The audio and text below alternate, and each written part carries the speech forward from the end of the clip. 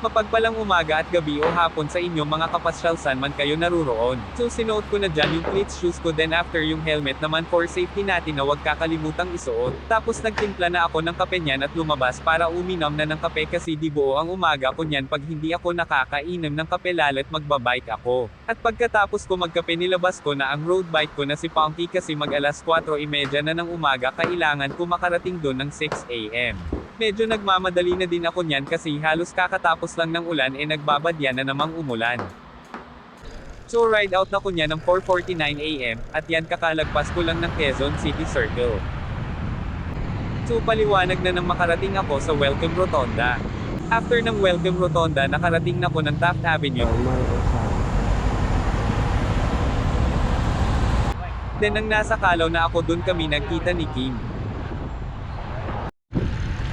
So yun o, nasa MOA na kami.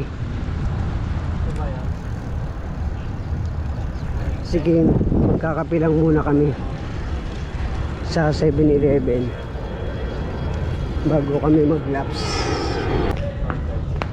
Nangalay, kape tayo.